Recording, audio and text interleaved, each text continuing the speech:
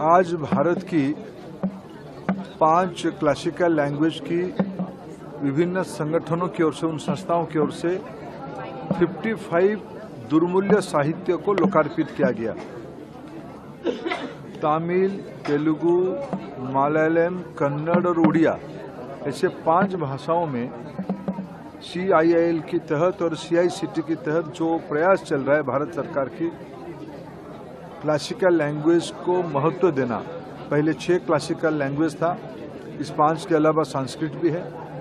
पिछले साल सरकार ने और 5 भारतीय भाषा को क्लासिकल लैंग्वेज की, प्राचीन भाषा की मान्यता दिया है।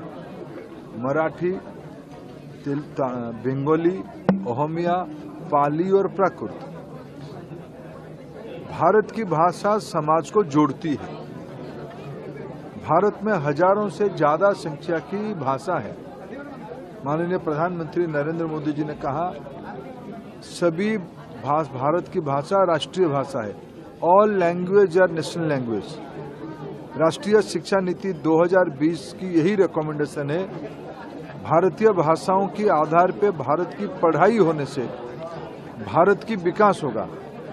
2047 विकसित भारत के लक्ष्य में भारतीय भाषाओं की महत्व और बढ़े, महत्व है ही और बढ़े, उसके लिए भारतीय भाषा समिति हमने गठन किया है। उनकी नेतृत्व में हमने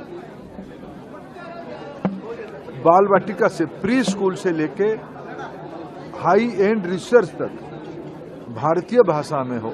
आज भारत में 5वीं कक्षा तक मातृभाषा में पढ़ाने के लिए पहल किया जा रहा है।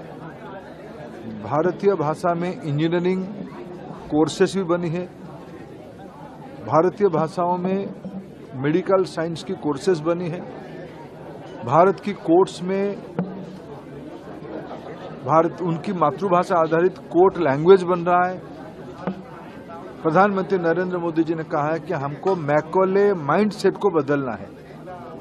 मैकॉले माइंडसेट को बदलने की सबसे कारगर इंस्ट्रूमेंट, हथियार भारतीय भाषा है।